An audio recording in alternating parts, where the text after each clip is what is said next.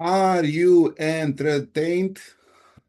Te-ai distrat? Eu zic că deja discuțiile despre ăsta este fotbal, nu ne place ce se întâmplă la campionatul mondial, sunt discuții de început de turneu. Aseară, cel puțin, meciul dintre Anglia și Croația ne-a arătat că fotbalul este frumos, pentru că se marchează mult, pentru că se joacă inteligent, pentru că se joacă la un nivel pe care ni l-am dorit și noi să fim, să-l avem și să fim acolo. Din nefericire nu, noi tot din amintiri trăim, dar asta e viața.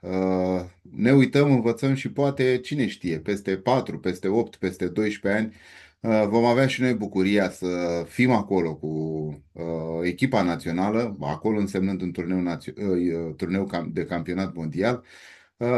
Doar de moment ne bucurăm că avem aplicația Fan Predict care ne ține în contact cu meciurile și mai ales cu prietenii, pentru că pentru asta a fost făcută comunitatea, de a vă strânge la oaltă, indiferent dacă sunteți apropiați fizic sau vă despart ore, kilometri și de ce nu anotimpuri. Haideți să vedem ce v-am pregătit pentru astăzi. Păi, ca de obicei, discutăm în stilul nostru rezultatele pe care le-am înregistrat de când ne-am văzut ultima oară și până la momentul ăsta. Evident, analizăm ce ați postat în aplicație ca nivel de predicții pentru ziua de astăzi, pentru calupul de meciuri pe care îl vom avea astăzi. Și între ele am o surpriză pentru voi, să vedeți că e vorba aia românească să faci ce zice popa, nu ce face popa, se aplică foarte mult. Așa că pregătiți-vă popcornul, luați-vă Coca-Cola, apă plată, berea sau ce vreți voi. Pregătiți-vă de o burtă bine de râs pe care vouă o să vă provoc în cele ce urmează. Nu mai e mult și ajungem acolo. Dar haideți să începem cu scorurile zilei de ieri și astăzi, conform fusului orar din România.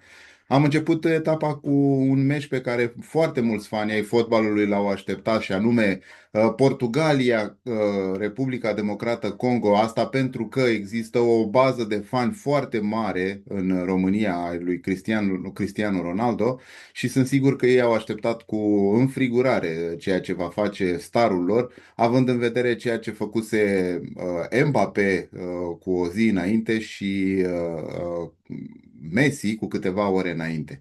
Era evident că dorința de a arăta că și Cristiano este la același nivel era destul de mare. Asta nu înseamnă că dacă Ronaldo nu s-a ridicat la nivelul celorlalți doi, el nu e un star.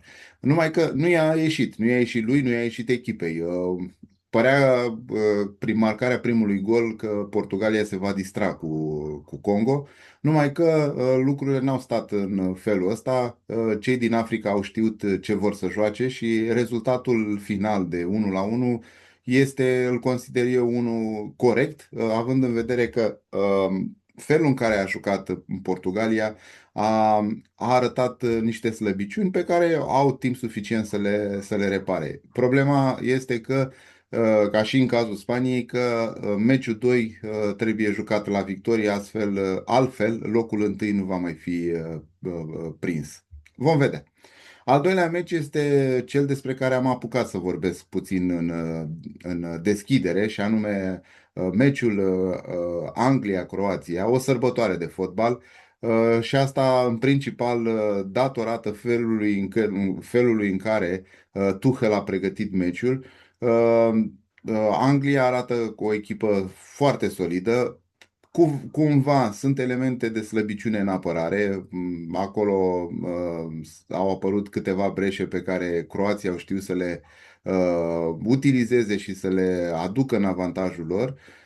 Dar pe partea cealaltă, de la mijloc în sus, eu cred că Anglia e o echipă redutabilă, cu pressing-ul sufocant, cu jucătorii în formă, iar rezultatul de 4-2 este cel meritat.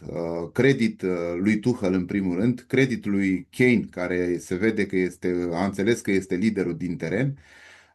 De partea cealaltă, îmi pare extrem de rău pentru Modric, un jucător pe care îl simpatizez încă de pe vremea când juca la Spurs, Un jucător care a făcut o minimă greșeală, să-i spunem, dar greșeală, tot greșeală este mică, mare e tot greșeală, atunci când a provocat penaltiul din care s-a marcat golul de 1-0. Și din acel moment s-a văzut că Modric a rămas marcat de situație, de momentum și pe parcursul meciului nu a reușit să-și revină din punct de vedere psihic, a rămas blocat.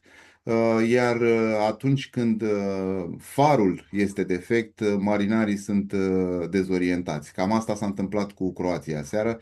Coechipierii lui Modric n-au știut, după ieșirea lui în teren sau atâta vreme cât a stat Modric în teren, cum să-și gestioneze jocul, cum să-și ia reperele.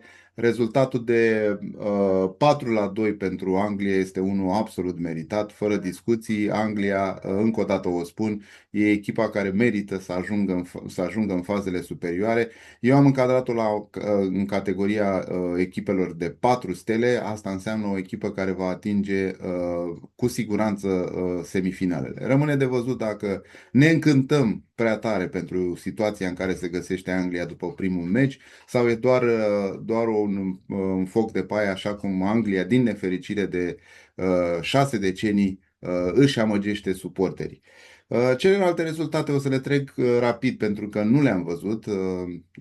Presupun că în videoclipul anterior s-a observat cât de obosit am fost pentru că eu m-am uitat în dimineața asta și am constatat o serie de greșeli, mea culpa. Uh, a trebuit să mă să intru la o odihnă prelungită și vi le amintesc probabil dacă voi ați văzut meciurile, vă rog, lăsați-mi detalii în comentarii. Ghana-Panama 1-0 și Columbia, evident, cum toată lumea s-a aștepta, un scor care ne scutește de comentarii, 3-1 cu Uzbekistan. Uh, Evident că urmează acel lucru despre care v-am povestit, în care să aveți popcornul lângă voi și o băutură care vă place vouă, dar să fie rece, e important pentru că temperaturile au început să crească. În sfârșit, vara e cu noi, vine și vacanța. Haideți să vedem despre ce este vorba. Păi, am reușit prin intermediul datelor pe care le-am stocat în aplicația FanPredict să văd rezultatele, pronosticurile și scorurile pe care eu le-am prezis pentru prima etapă a competiției. Am zis să mă analizez întâi pe mine și să vedeți că vorba despre care vă spuneam la început, cea cu popa, este absolut corectă. Deci să nu faceți ce spun eu aici, să faceți, nu, să faceți ce spun eu, dar să nu faceți cum fac eu. Din ce se vede pe ecran? Păi, din 24 de meciuri am reușit să obțin pronostic exact la 11 dintre ele și niciun rezultat. În 24 de meciuri, niciun rezultat nu mi-a ieșit. Am 11 puncte obținute toate din pronostic, adică din varianta 1x sau 2. Hai să luăm un exemplu la întâmplare, să zicem Franța-Senegal. La Franța-Senegal eu am avut 1-0 și a ieșit scorul de 3-1. Evident că mi-a ieșit pronosticul. O situație pe care eu mi-amintesc foarte bine este Austria-Iordania. Aveam 2-0 și ce să vezi, meciul s-a terminat 3-1. Deci sunt complet pe din afară cu predicțiile în etapa întâi. Dar am făcut, de dragul exercițiului, am făcut și elemente de statistică. Scoruri exacte, exact cum vă spuneam mai devreme, 0%. Pronosticuri, am 46% reușite. Deci nici măcar aici n-am reușit să traversez bariera critică de 50%. Iar la general am din 24 de meciuri jucate, 11 meciuri în care am luat puncte. Procentul este același cu cel de la pronosticuri.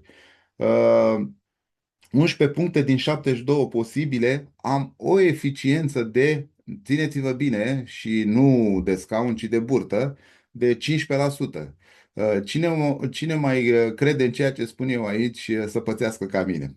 Glumesc, dar sper să-mi iau revanșa în etapa a doua.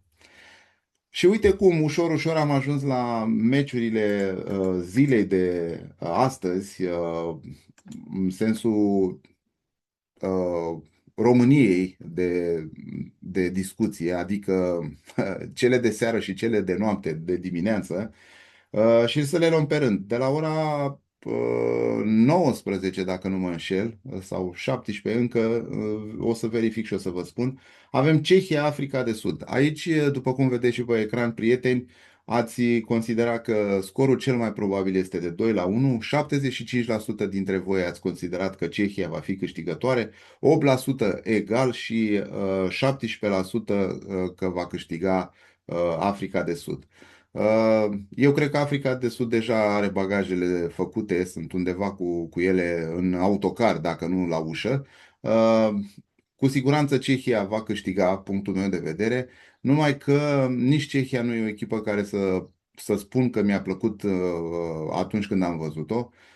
În afară de faze fixe și lovituri de aut bătute în 16 metri, nu mi-a rămas nimic din jocul cehilor. O să fie probabil un meci pe care nu-l recomand a fi urmărit, dar care trebuie vizualizat de la distanță din pricina concursului de pe Fan Predict.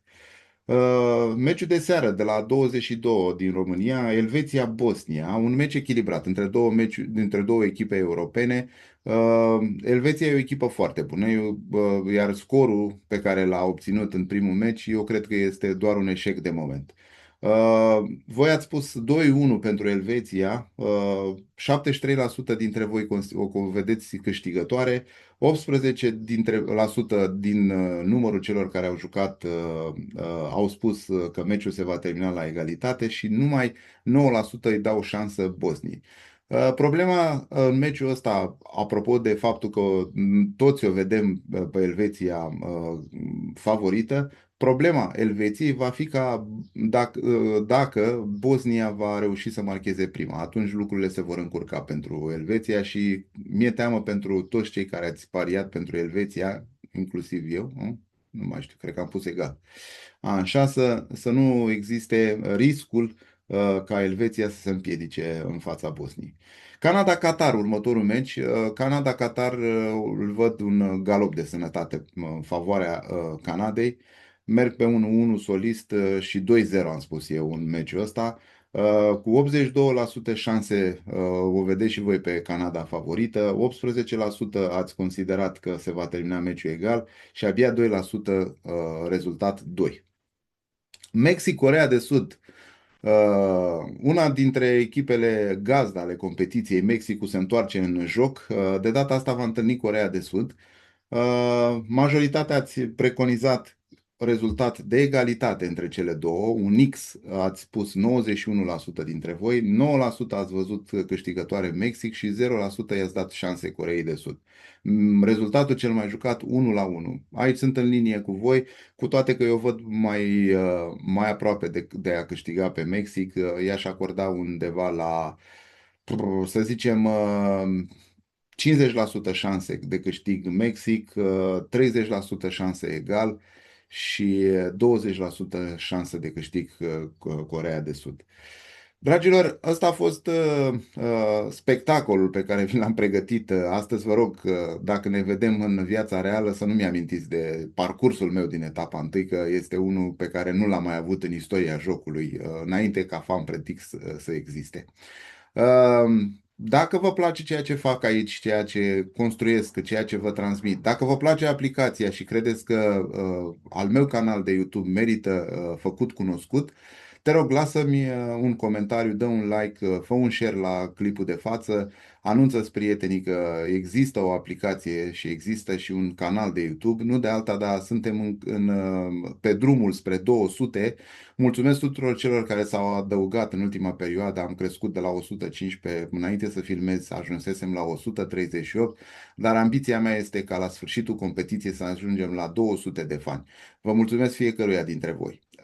Dacă încă nu ți-ai făcut grup și nu ai cu cine să joci, te așteptăm împreună cu noi pe grupul liber, cel pe care îl analizez aici împreună cu voi. Fan Predict România, cod de acces România, România scris fără diacritice.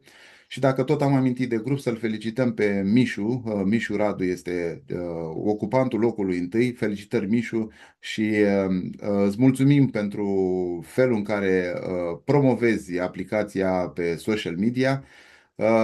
Lucru pe care vi-l propun și vouă celorlalți care știu că mă urmăriți, și uh, ca emisiunea, ca aplicația să crească, am nevoie de voi și să faceți ceea ce creez eu aici popular în rândul prietenilor voștri. Până data viitoare, nu uitați, să fie fotbal, să fie soare și în sfârșit a venit și vacanța. Toate bune, dragilor!